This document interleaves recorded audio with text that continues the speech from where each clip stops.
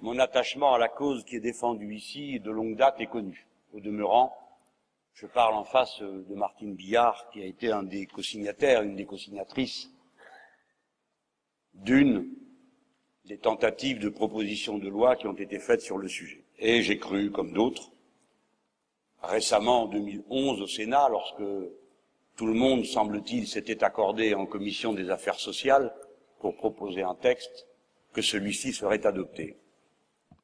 Il n'en a été rien.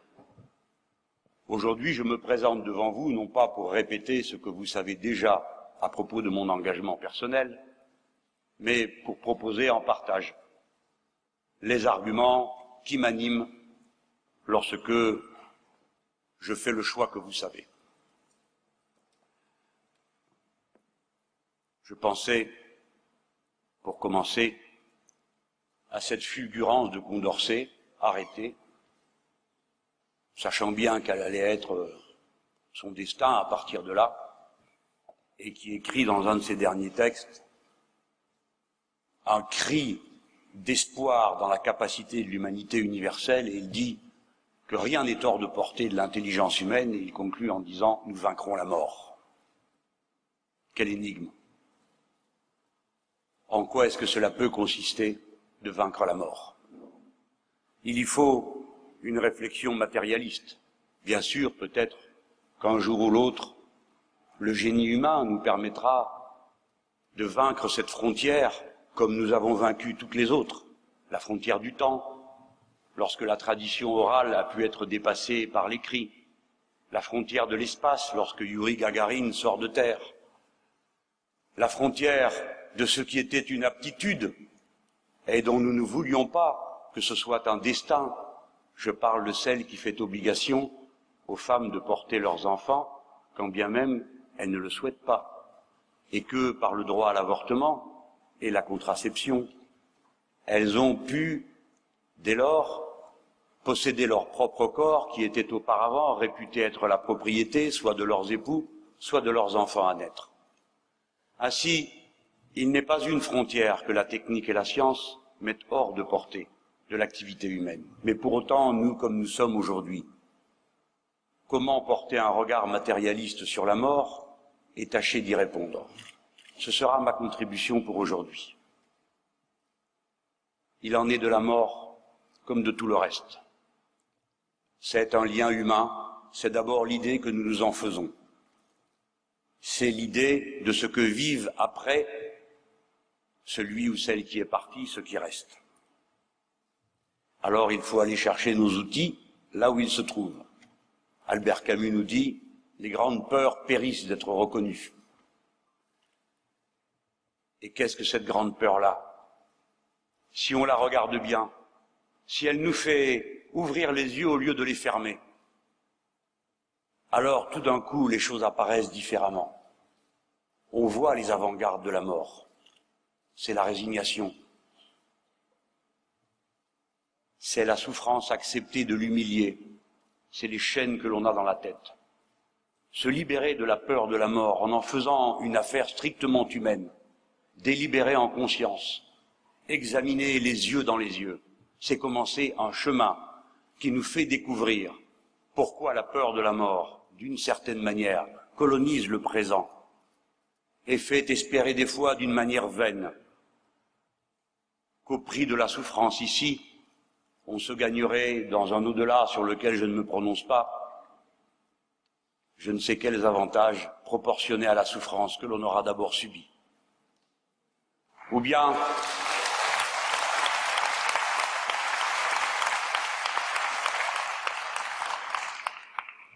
parce qu'on aura vécu dans la préparation d'une frontière que, par définition, on ne rencontre jamais, on aura oublié la joie et le bonheur du présent.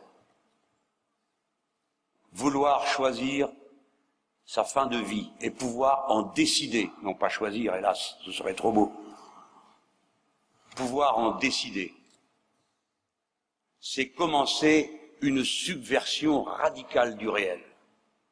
C'est aimer le présent. C'est festina lente.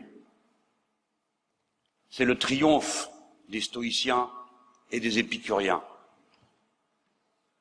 dénoncés par d'aucuns comme des superbes, qui, ne comprenant rien aux ambitions somme toute modestes des stoïciens, qui est de profiter raisonnablement de ceux qui se présentent, être capable de faire la part entre ce que l'on peut dominer et ce contre quoi on ne peut rien, face à quoi reste l'ultime liberté, c'est-à-dire l'ultime humanité, décider d'éteindre soi-même la lumière.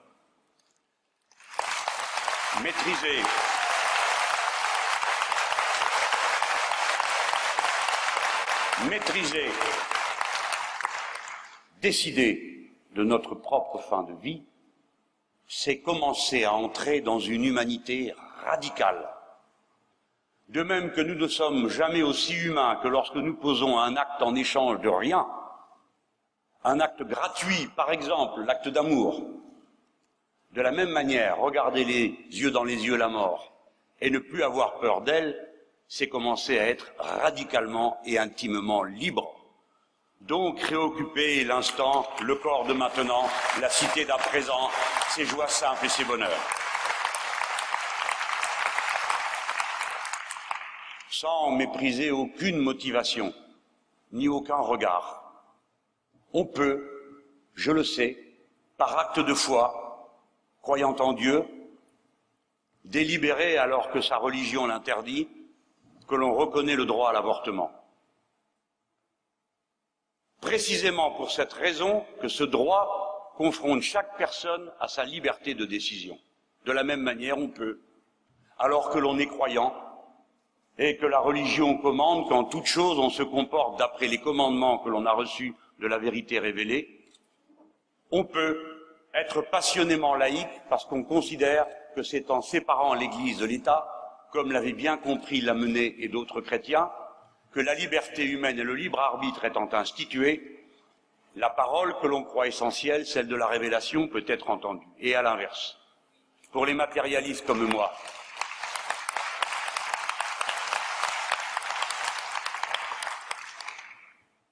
qui ne connaissent au fond que la pauvreté et la faiblesse de l'être humain, dont le dénuement est une source infinie de tendresse.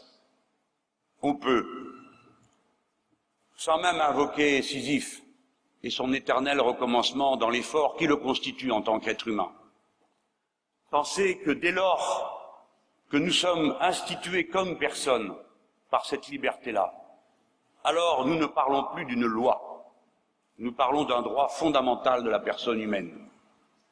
C'est la raison pour laquelle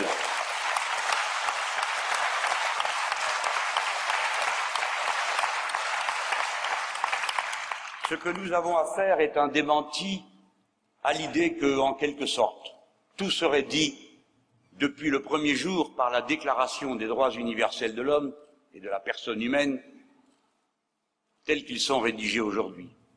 Aussi bien la réalité les dément à chaque instant. Les hommes, on va dire les personnes, pour introduire quelque chose d'une parité qui a beaucoup manqué dans le passé, les personnes humaines naissent et demeurent libres et égales en droit.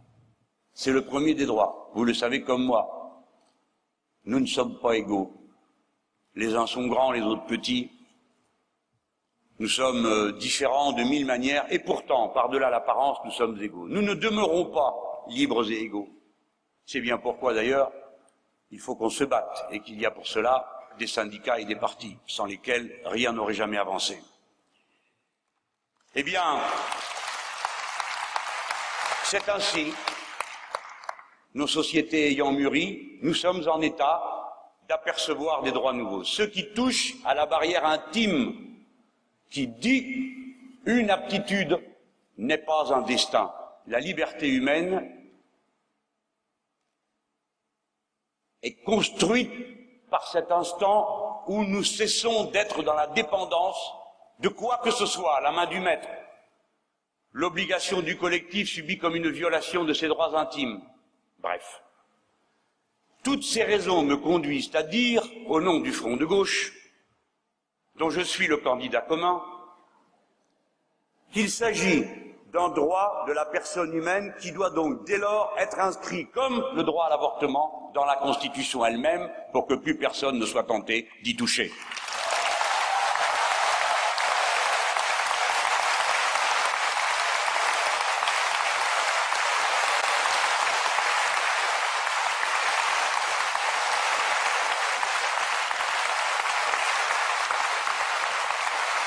On peut se demander si c'est bien ce qu'il faut faire.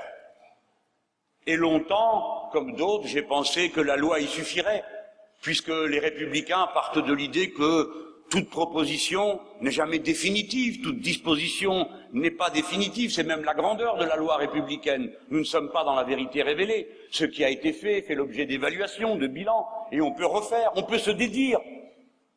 C'est ça la grandeur de la loi et de la délibération collective. Mais pourquoi faut-il, si nous instituons ce droit nouveau, l'inscrire dans la Constitution? Parce que nous voyons que d'autres droits qui avaient été établis par la loi sont remis en cause et à la faveur de circonstances toujours passionnelles.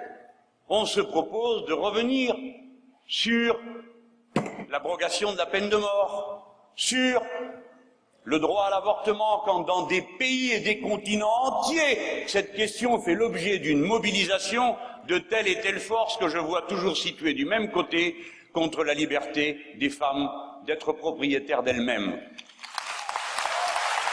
Alors il en irait de même de ce droit-là. Je vais achever mon propos. C'est une grande et belle dispute. Il est bon que ce soit une dispute, car ce n'est pas simple, une dispute au sens noble du terme, hein, pas une chicaya. Une dispute. Le simple fait de poser ce thème comme un objet de débat, sitôt qu'on s'en empare, nous grandit tous, quelles que soient nos convictions, même si elles sont opposées à la seule condition, bien sûr, qu'on respecte l'écoute qui est due au point de vue contraire au sien. Mais le simple fait que la discussion ait lieu est une victoire contre les vérités révélées, car le fait qu'on parle allume la lumière et éloigne l'ombre des certitudes arrêtées. L'agora nous grandit.